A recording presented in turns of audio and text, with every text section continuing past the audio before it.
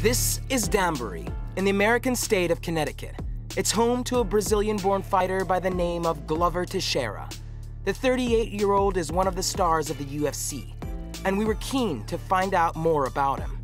From the time I was born, just 6 years old, I was living in a little village, Sobralia. Then I moved to a farm, and we didn't have electricity for 3 years, no electricity.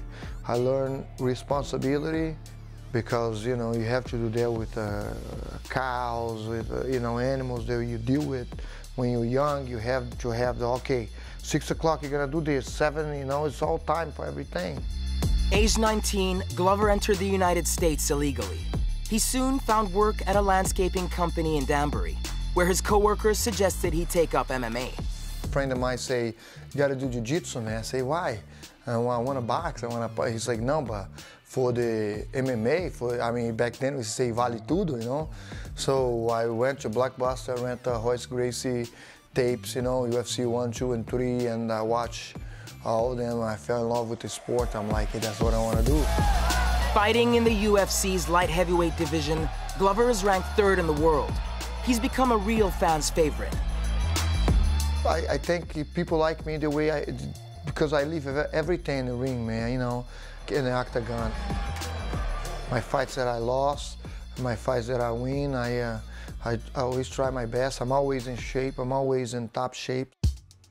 Early on in his career, Glover came to the attention of UFC coach John Hackleman. He invited him to his gym in California where he trained with the legendary Chuck Liddell.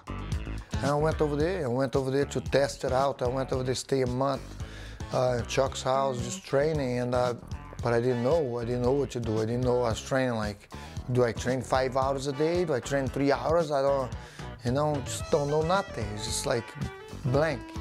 But then you're looking for a professional. So I learned everything there. Glover trained hard and settled in Danbury with his wife, Ingrid. But due to his illegal status in the U.S., he couldn't fight on a UFC bill. So he moved back to Brazil to apply for a green card. Frustrated, you know, yeah, you know, you're thinking like, why, you know, it's like I'm losing the best time of my life, the best of the prime, you know. I was 28 years old, 27, and lose all the time. I'm thinking like, how long this is gonna take? How long, you know, when? Like when I'm 40, this is not gonna work anymore.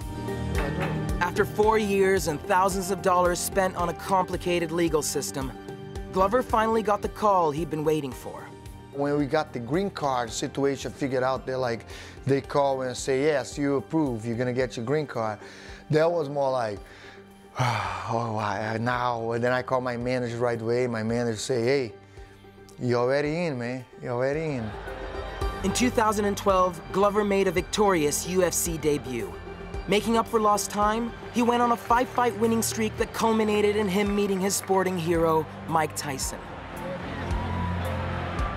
Aggression, you know, he's like a powerhouse, and his aggression, you know, the fighting instinct that he had, he just go forward and try to finish the fight, not trying to outpoint the guy.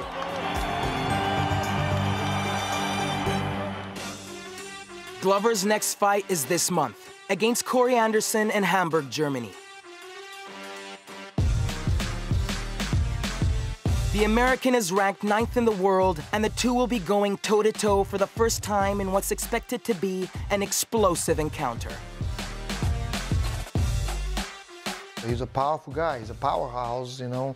He's a very strong wrestler, and he's got a very strong submissions, and he got an overhand. I just gotta be quicker and take my time and be aggressive, but work my timing a little better. I don't see him yet to me. I don't see him passing me in any way. You know, I think my striking, my wrestling, I'm gonna be better. Whilst preparing for fights, Glover can be found in his gym passing on his knowledge to others. We're growing slowly, but that's what I want to do, you know, pass on for young kids that they have no clue how to train. So they think it's just go over there and brawl and keep punching each other in the head. and they make it eventually. And it is true, you know, the strongest survive, but it's a dangerous way to do it.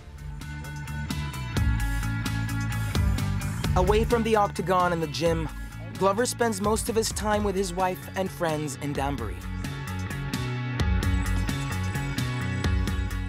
My life is great, I'm healthy, just gotta be glad and everything. Like once in a while I get a little bit upset with the weather. I love the country, I love the farm. I wanna get a little farm and then later on in life, you know, come down and grow some vegetables, have some animals. A couple more victories and it's likely that Glover will get a shot at the light heavyweight world title. I wouldn't be fighting if I didn't think I had that chance, you know. I'm gonna keep fighting, I'm gonna keep working, no matter what happens. You know, and to the day, still fighting. Like I say, I'm always gonna have that chance, you know. Always gonna have that chance. All it takes is gonna be that left hook.